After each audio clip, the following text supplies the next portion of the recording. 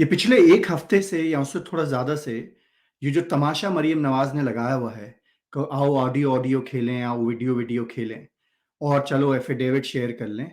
इस तमाशे के ऊपर बराए मेहरबानी शोर मत मचाइए। ज़्यादा उछल-कूद मत कीजिए, कहीं हमारे मुअज़्ज़ज़ चीफ़ जस्टिस साहब जाग ही ना जाएँ और कुछ कर ही ना लें।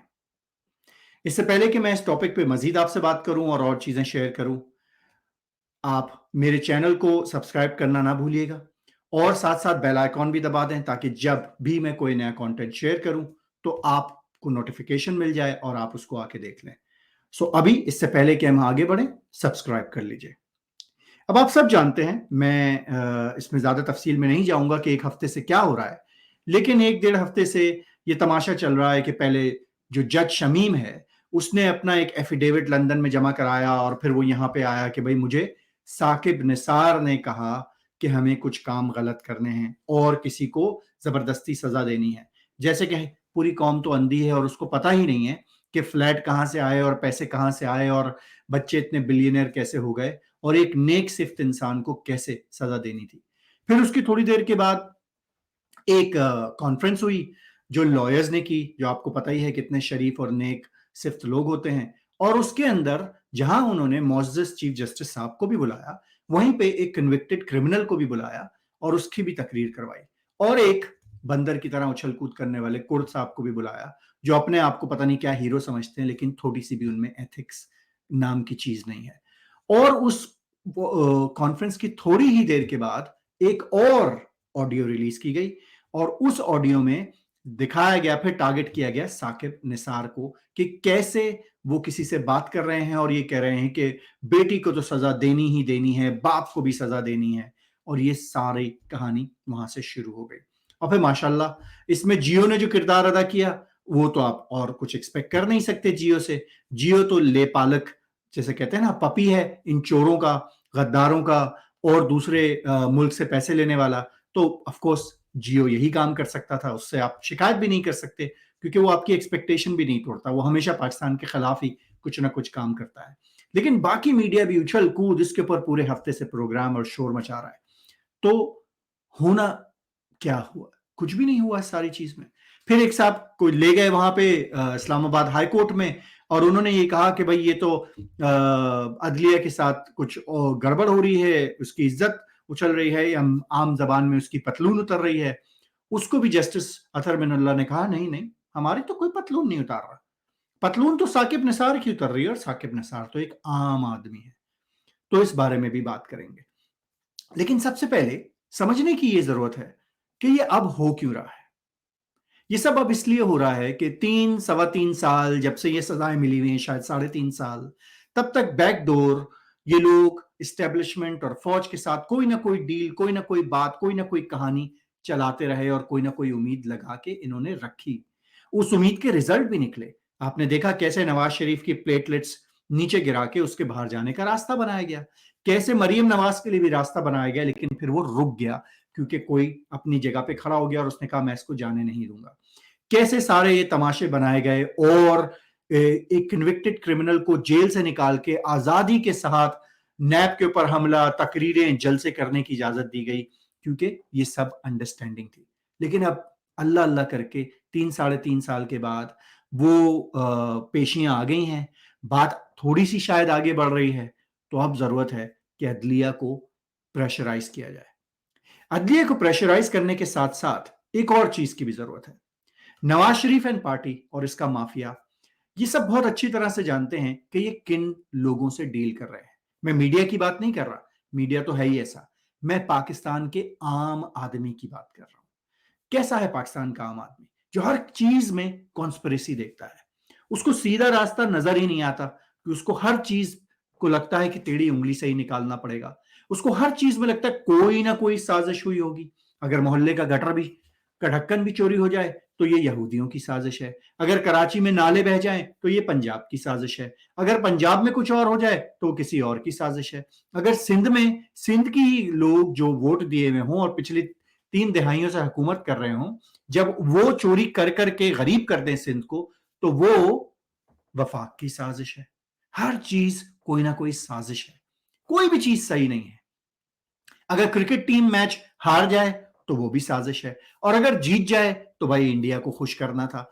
हर चीज कोई ना कोई साजिश है, और हर शख्स एक जीनियस है जो साजिशों को खोलने में लगा रहता है। इस ही कौम के लिए मरियम नवाज ने सोचा कि सबसे बेहतरीन तरीका यह है कि इनको डिस्ट्रैक्ट कर दो। ये साजिशें ढूंढते हैं, इनके लिए कोई ना कोई गांजा बेचो और ये कर लेंगे, और असल सवाल से जो है इनका जहन हट जाएगा। और असल की फिक्र कौन करता है? असल सवाल क्या है? असल सवाल यही है कि भाई ये पैसे आए कहां से, ये फ्लैट्स आए कहां से, तुम्हारे बच्चे बिलियनियर्स हुए कैसे, तुम लोगों ने आके झूठ क्यों बोला मेरी पाकिस्तान तो क्या बाहर भी कोई प्रॉपर्टी नहीं है, तुम्हारे बच्चों ने ये क्यों कहा कि हम किराए पे रह रहे हैं इन फ्लैटों में, तुम्हारे बाप ने आके पार्लियामेंट में ये क्यों कहा ये है वो दस्तावेज, और फिर बाद में सुप्रीम कोर्ट में वो दस्तावेज नहीं दिए।